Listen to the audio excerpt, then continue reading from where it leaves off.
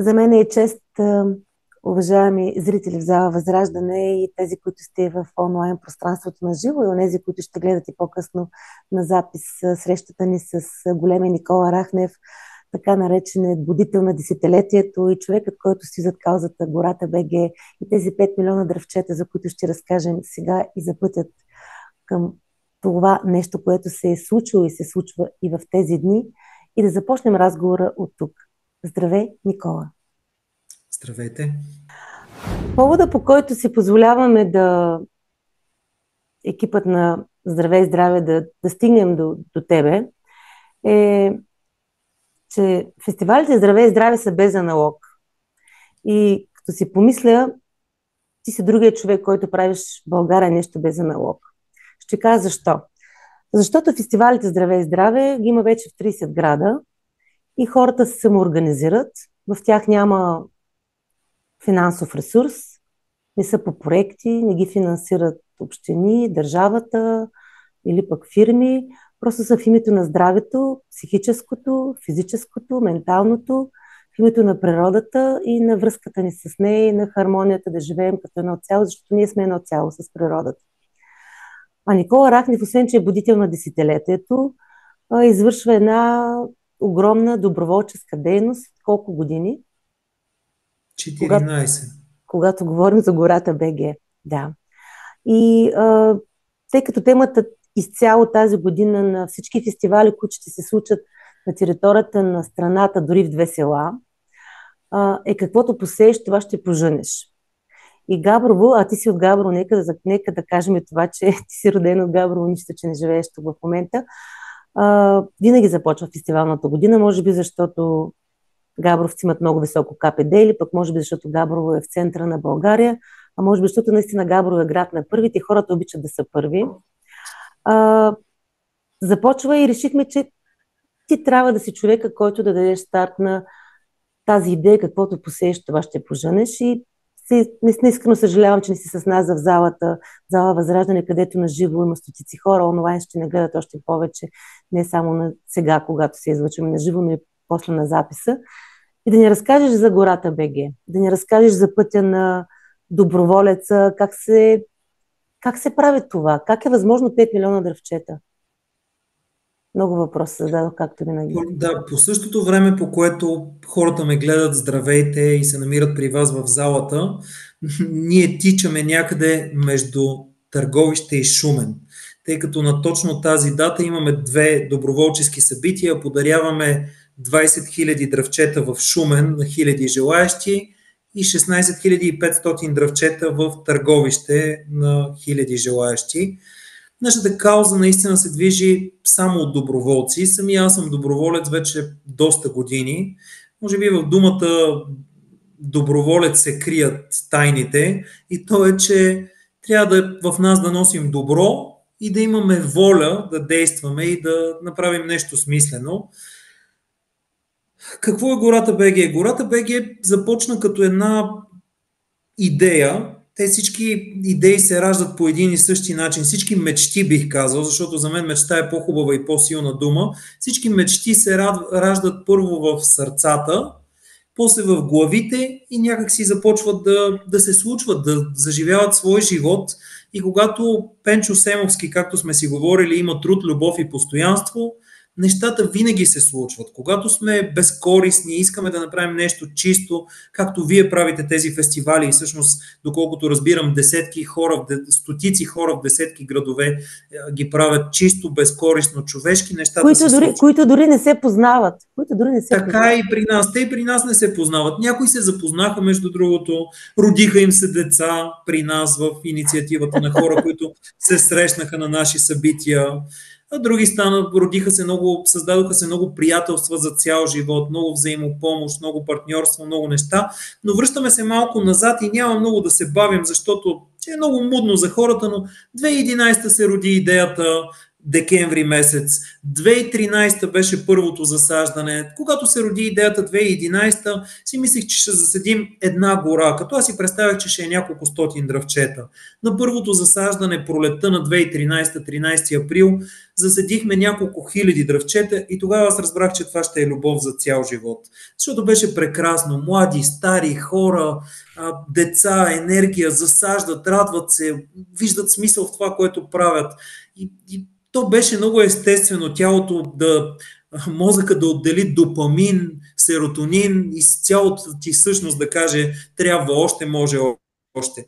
И сега тази пролет съвсем скоро ще достигнем 5 милиона засадени дървета. Разбира се, това се е случило 12-13 години по-късно с стотици събития, много кал, много ранно ставане, късно лягане.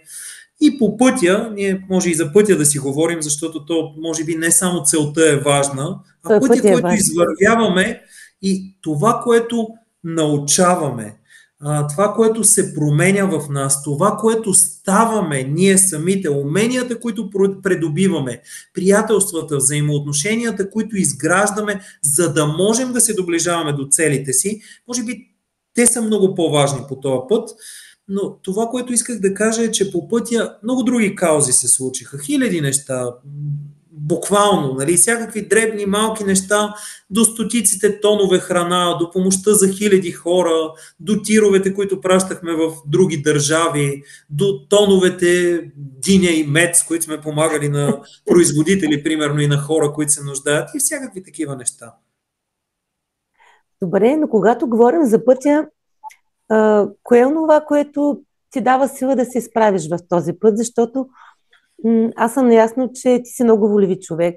Ти самия вдъхновител на много хора, които са поели да правят смислени неща, докосвайки се до това, което ти правиш, начина по който го правиш, но дай да сме откровени, пътят е труден. Пътят е труден, но си заслужава. Тоест има смисъл в този път. Кои са нещата? На първо място поставянето на целите. Когато си поставим някаква цел, дори когато е голяма тая цел, е още по-хубаво. Като я обявим публично, става много по-лесно, защото ние в целия си живот се стремим към две неща. Само и единствено към две неща в целия си живот. Стремим се да избягваме болката под всякаква форма и всичко неприятно и се стремим към всякакви форми на приятност, на някаква форма на удоволствие, на радост, на успех, на щастие, всички приятни емоции. И когато обявим целите си публично, ние имаме два варианта. Да се провалим публично, да се изложим, да се срамуваме и да изпитаме болката, или да успеем публично и да получим тази приятност, към която всеки един човек по един или друг начин се стреми. Така че целите са много важни. Поставяйки големи цели, разбивайки ги на малки стъпки, защото попитали Далай Лама, когато Китай нахлуват в Тибет и го завладяват, как е успял сам бос да премине през планината, да измине хиляди километри и да се спаси и да оцелее, и то в една много ранна детска възраст, зле облечен, в тежко зимно време. Как го е направил? И той казал, беше много просто. Просто слагах единия крак пред другия. Така че много често това е всичко, от което имаме нужда. Да знаем посоката, да знаем къде отиваме, да имаме силно защо го правим, да ни мотивира и просто да правим малките стъпки, които ни водят към тази голяма цел. Така че поставяне на цели, обявяване публично на тези цели, да вярваме в това, което правим, когато е най-трудно, когато е най-тежко, когато сме най-уморени, когато ни се иска да се откажем, да захвърлим всичко и да спрем. Ако имаме силно защо, ако вярваме, че това, което правим, има смисъл, че то си заслужава, винаги успяваме да преодолеем тази момент на умора, този такъв труден момент и да продължим напред и винаги имаме повече сила и повече мотивация. Така че когато имаме и силно защо, това също много помага. За мен е много ценна подкрепата от общността, т.е.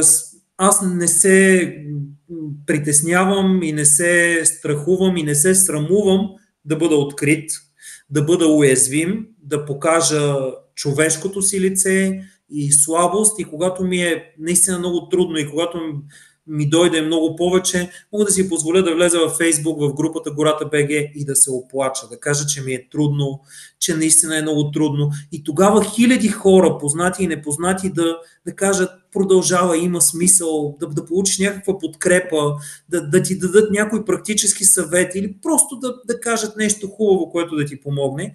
И разбира се, казано последно, но не на последно място, това е семейството, защото семейството са хората, с които прекарваш най-много време. Когато те подкрепят, когато ежедневно знаеш, че има на кого да разчиташ, на кого да се облегнеш, с кого да споделиш, това също е много, много ценно. Така че в моментите на трудност не се отказвайте, уважаеми зрители и слушатели и добри хора. Починете си малко, утрото е по-мъдро от вечерта, живота продължава и понякога просто когато сме уморени, цялото ни съзнание вижда само проблеми, казуси и грижи, а то не е така. Тъй като фестивал Здравей и здраве е насочен към онази духовност, за която днес толкова много се говори, към която хората се стремят, а за мен лично духовните хора са хората на духът. А хората на духът са хората, които не само имат вяра, но имат силата и волята да действат и да правят реални неща в реалността, не само да говорят. Ние чухме твоята формула на успеха на доброволчеството си в теб, но аз не мога да не те попитам нещо много важно, заради което е този разговор. Какво пося Никола Рахнев и какво пожъна, защото всичко започва някъде много дълбоко вътре в нас, като добри намерения или като мечти. Аз мисля, че това е процес, т.е. ние, нали, може да приемем, че Никола Рахнев е един многогодишен земеделец в кавички, защото ние нееднократно да сме посяли нещо, да сме го пожънали и да сме седнали и да чакаме и да нещо. Животът той не е скучен и застинал и постоянен и статичен. Ние всеки ден посяваме нещо и всеки ден жънем резултати от нещата, които сме посели преди. Тъй като всяка дума, която казваме, всяка мисъл, която имаме, всяко действие, което предприемаме, всяка идея, мечта, цел, всичко, което правим, в крайна сметка се превръща в това, което имаме в следващия ден. И дори да оставим духовната страна, дори да не търсим някакъв духовен аспект или нещо много дълбоко, чисто прагматично да го кажем, дори знаете ли, в природата няма награди и наказания. Награди и наказания обикновено има в религиите, защото така е удобно да се изгради някаква фикция, която може да защити определена теза, идеология или нещо друго. Но в природата има причини и следствия. И това е много важно да го разберем. Има причини и следствия. Ако ние се храним здравословно, което е причина, следствието е, че ще бъдем много по-здрави, отколкото ако не го правим. Ако ние сме активни, ние спортуваме ежедневно, отделяме някакво време за тялото си, тялото ни ще бъде много по-здраво, много по-ефективно, ще ни служи много по-вярно, ще се чувстваме по-добре. Ако ние отделяме време, за да се чувстваме добре под някаква форма, дали това ще бъде, за един може да бъде медитация, за друг може да бъде чаша хубаво вино с приятели, вкусна храна, за някой може да бъде игра с децата, за друг разходка в природата. Надявам се повече хора да намират правенето на добри и смислени неща като начин, с който така хранят душата си и се чувстват по-добре. Но това са причини. Ако ние отделяме време и имаме тия причини, ще имаме следствията да се чувстваме по-добре, да сме по-хармонични, да сме по-жизнерадостни, по-весели, по-балансирани, по-спокойни, по-добри. Така че това вярвам аз, че има причини, има следствия и че наистина не бива да чакаме някой да дойде и да засее в нас самите красивите и хубавите и смислените семена, от които ще израсне нещо хубаво. трябва ние сами да ги засеем. Нашето, както много философи, мислители, много преди мен са казали, че съзнанието ни, ако сме съгласни, че се намира тук, защото някой може да каже, че то обгражда цялото тяло, но съзнанието ни е като една градина. В него има плодородна почва и от нас зависи. Ако ние не засяваме нищо в тази почва и ако не се грижим било чрез упражнения, чрез четене на книги, чрез общуване, гледане на смислени неща, поставяне на хубави семена, на качествени и смислени за нас неща, от които ще израснат плодове, цветя, красота, нещо, което искаме, към което се стремим, то най-вероятно тази градина ще попадат случайните семена. Тези, които са от новините, тези, които са от, да кажем, от социалните мрежи, някои от тях все по-заплашителни, такива като TikTok, като разни, които съдържанието е под всякаква критика за мен лично. И тогава тези семена, те са плевели. И тогава в нашето съзнание ще растат плевели. И тук всеки, който ни слуша и гледа, трябва да вземе едно елементарно решение.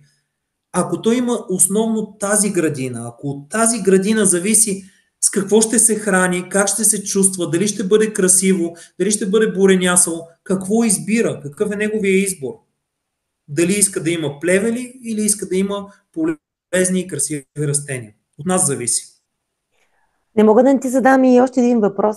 Ти, освен че си будител на десетилетие, освен че си вдъхновител не само за мен, но за стотици хора, които вярват не в Рахнев, а в делата му, защото делата са доказателството на нас самите като проекция.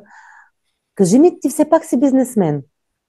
Как съчетаваш материалното, защото както за душата или за духът е нужно да има тяло, за да се прояви, така и в случая, който ти работиш, е нужна една сериозна материална основа, за да реализираш всички тези неща.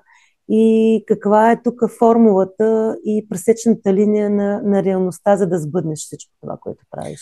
И баланса, може би, защото истината е, че първо ми дойде концепцията за Зорба и Буда едновременно, за които Ошо разказва, който иска може да потърси повече информация, но и самия, примерно, будизма, защото с него започна този пример, но и християнството, и исляма, и всяка една религия, и всяко едно философско течение, никой от тях, освен много крайните им изяви, не са за някаква форма на аскетизъм, лишение от всичко. Не знам какво се е случило по пътя и къде хората са решили, че трябва да правиш някакъв избор, или да се занимаваш с бизнес, с търговия, да си, примерно, богат, или съответно да се занимаваш с каузи, с добро, или да си духовен, или да си материален. И да отричаш едното или другото. Няма как. Ние живеем в материален свят, такъв какъвто е. И в този материален свят ние сме духовни същества и има много духовни неща. И двете неща са свързани и се приплитат.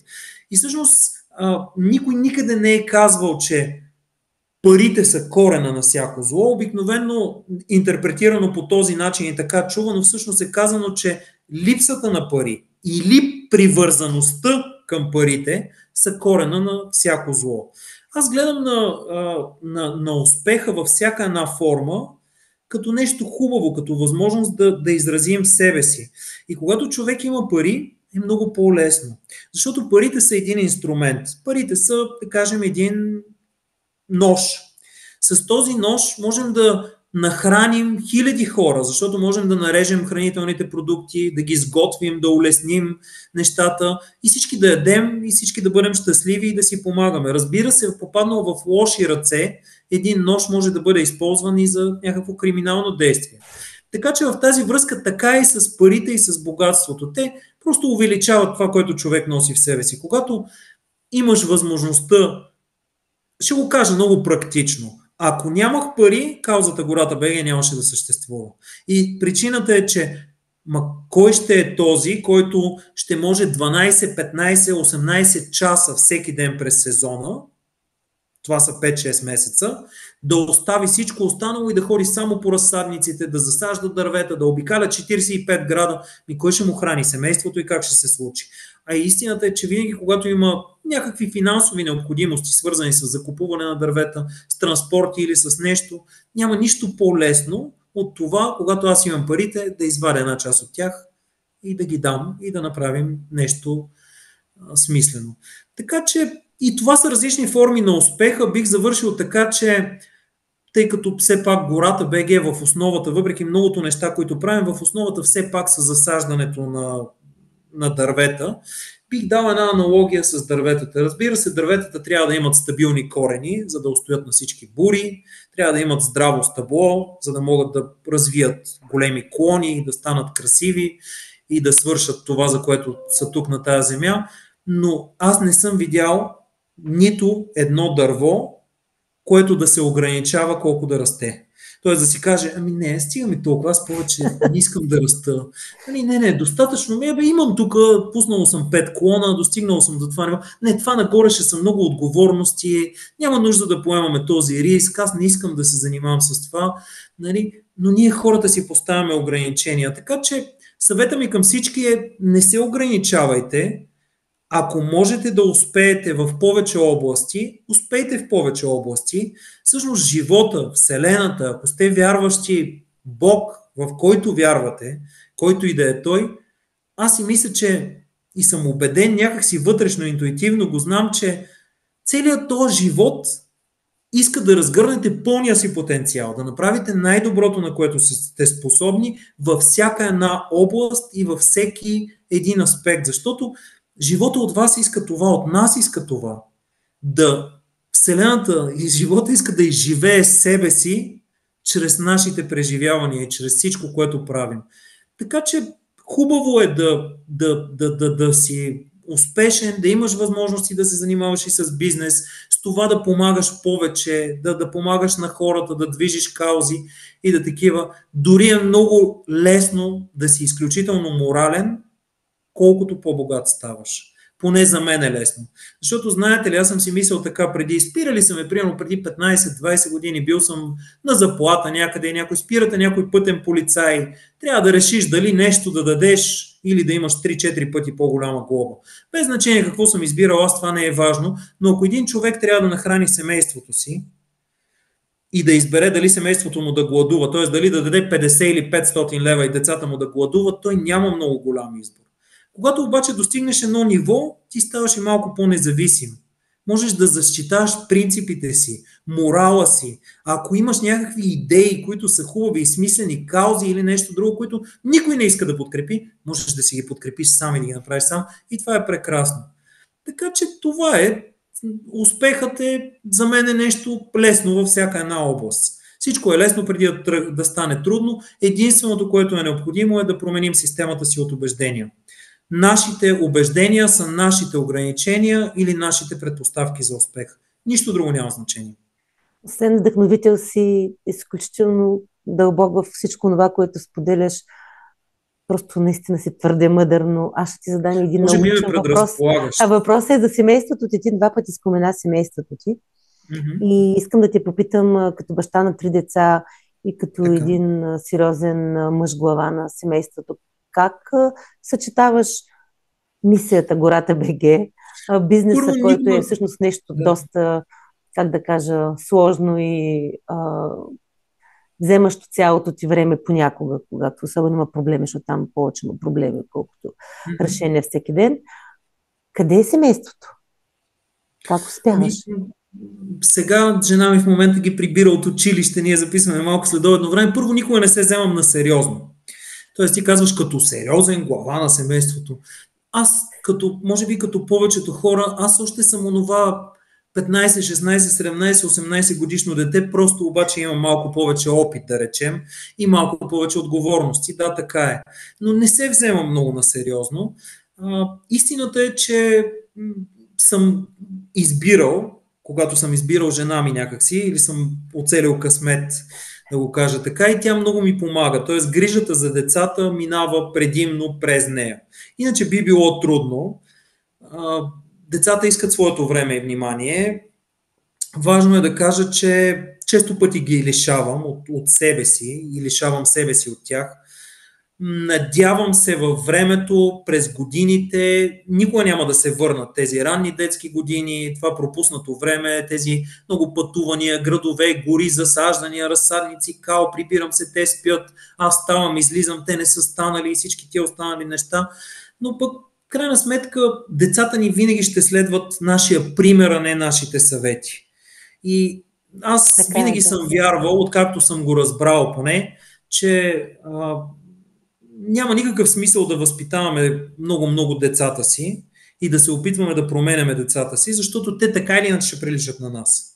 Единственото смислено нещо е да променяме себе си и да възпитаваме себе си. И така се успокоявам, когато ми е трудно, че примера, който им давам, това, че им показвам, че могат да успеят да постигнат всичко, което желаят и трябва да са смели да следват мечтите си, те са само момчета и че трябва наистина да не се отказват, колкото и да е трудно, и че доброто е възможно. И така някак си вярвам, че успокоявам се, пак ще кажа,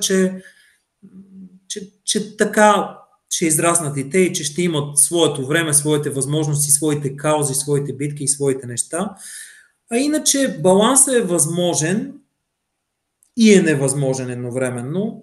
Тоест, една мисъл, само че сега да цитирам правилно ще се опитам, но или на Брайан Трейси, или на Джим Рон, не мога да си спомня на кой от двамата, не е важно, но една мисъл, която гласеше, че успеха всъщност е да държим, умението да държим провала на уважителна или достатъчна дистанция. Тоест, аз почти винаги съм по ръба на провала във всеки един аспект. Всичко е много напрегнато, всичко е много в последния момент, всичко е в 2 часа през нощта, в 5 часа сутринта и това е от години. И това е по отношение и на бизнес, и на каузи, и на бързане, и на семейство, и на пътуване, и все закъсняваме, и все такива неща, защото просто се опитвам да направя твърде много неща. Но тайната на баланса е, че не ги деля. Тоест за мен не мога да кажа, че аз имам отделен живот, семейство, отделно бизнес и отделно кауза Гората БГ. Това са все неща, които са важни за мен, които са част от мен. Някои обичам, други правя с желание и нещо такова. И децата идват с нас по събития и жена ми, действаме заедно по гората и това е семейно време, което комбинираме. Като опаковаме дръвчета са там в кълта, нали, колкото по-големи стават, толкова по-лесно става и за мен, и за тях в това отношение. Когато имам някакъв казус в работа, който е много тежък, могат за един ден да замръзя всичко, освен ако нямаме някакво събитие с гората. Когато имаме събития с гората, дори света в бизнеса да се разпада, събитието е обявено и стотици хора ще бъдат там. Така че няма някаква, кой знае каква тайна, просто много работа, много ефективност. Аз съм много ефективен. Във всичко, което правя, съм много ефективен и много добре комбинирам неща. Почивам си от гората, когато работя някаква работа и си почивам от работата, когато върша нещо физическо за дръвчета и така. Разкажи ни една история на доброто. От твоя толкова дългогодишен опит с толкова много срещи с Те са добрите безкрайно хора. много истории. Първо ще ви кажа за една история за едно детенце, което се казва Гого и може би вече е на 5 годинки. То нямаше да се роди, ако майка му и баща му не се бяха запознали на едно събитие по изваждане на дръвчета в един разсадник. И така, че гората създава живот и по този начин. С теб сме си говорили за една история, когато събирахме помощи за карловските села, когато един дядо от Варна прати буквално няколко лева, аз сега вече да не сбъркам сумата, но примерно 5 лева да кажем и едно родопско одяло. И беше написал аз съм или 6 и нещо. И то по почтата по много специфичен начин беше написал аз съм инвалид, пенсионер по болест, толкова имам, но тези хора имат по-голяма нужда от мен. Това е една такава трогателна и силна история. Една подобна история буквално от вчера. Имахме един доброволец. Сега имаме много доброволци. Хиляди. Понякога пак е трудно, но преди години беше още по-трудно и доброволците ни бяха по-малко, брояха се на пръстите на ръката, особено пък доброволци в делничен ден. И един делничен ден ми трябваше да се отиде до един разсадник от София, може би някъде до Пирдоп, с един така пикап в не много добро техническо състояние, да се натоварят едни дръвчета като индийски влак и всичко останало. И тогава пуснах едно съобщение в групата във Фейсбук, че ни трябва някой да реагира. И тогава Роли се казва човека, се отзова с жена му, с Ани, дойдоха. Ние, може би, се бяхме виждали един път преди това. Той получи ключове, инструкции, къде да отиде, какво да направи, как да вземе, свърши човека работа. След това той десетки пъти беше идвал като доброволец в разни събития. Истината е, че буквално преди няколко седмици беше на едно опаковане на иглолистни дръвчета, които пращахме няколко стотин хиляди в засади дърво за Коледа, вместо да отсечеш. И вчера вечерта късно, към 1-2 часа, аз седя до късно, обикновено и работя повечко, видях случайно съобщение в групата, в което жена му беше написала, извинявам се, Роли почина, но засадените от него дървета останаха.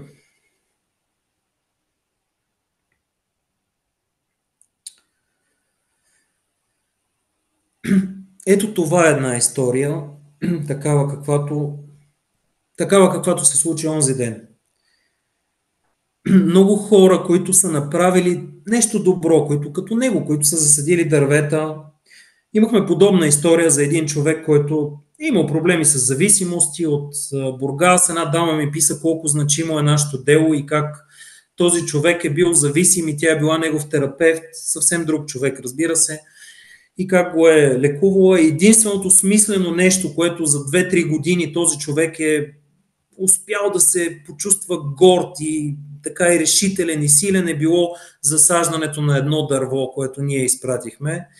За съжаление, този човек също е починал в Бургас, но тази жена ми писа долу-горе същото, че засаденото след него дърво расте. Последното, което ще ти попитам след всичко, което каза, защото просто само може да замълчим и да преклоним глава пред това, което каза, защото това е живота и докато го има, и докато сме живи, ние можем да направим толкова много неща или поне да оставим нещо след себе си. Кое е твоето дърво в гората на надеждата?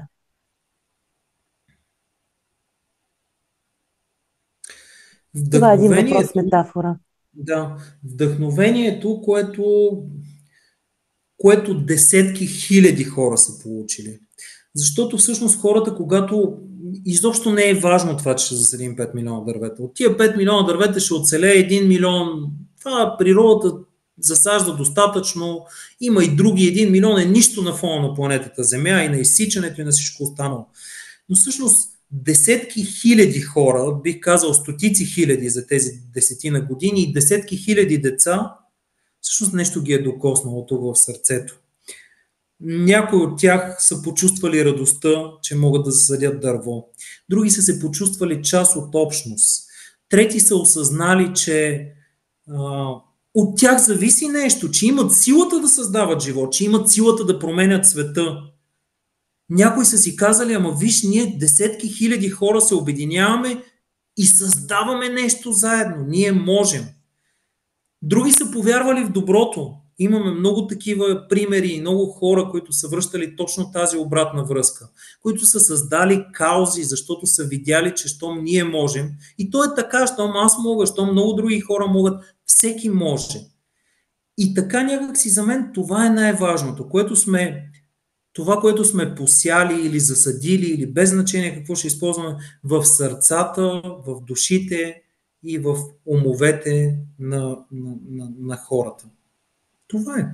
Поклон пред това, което правиш, Никола, ти, защото не просто си будител, не просто си вдъхновител, си човек с главно, че и за мен е чест, докато някой следва гуру или нещо си друго там, за да се научат да медитират и да живеят в мир. Аз искам да следвам хора като теб в тази страна, които просто са смели да следват мечтите си и не се страхуват да сбъдват живота въпреки всичко и всичко. Благодаря ти от мое име и от името на всички, които са в залата и са онлайн сега на този фестивал И Габрово аз здраве. благодаря. Ако имат въпроси, тъй като това е обикновено най-хубавата част от тия Да, събития, пишете в Гората БГ група, влезте, намерете под която и публикация да пишете или нещо, или Ива, ти създай една публикация, ако трябва и хората да пишат под нея или формулирай въпросите.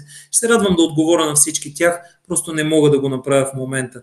И с завършвам с удоволствие. това, че не бива да има, как да кажа, ние заедно правим Гората БГ, ние стотиците хиляди хора, включително и тези, които сега гледат и слушат.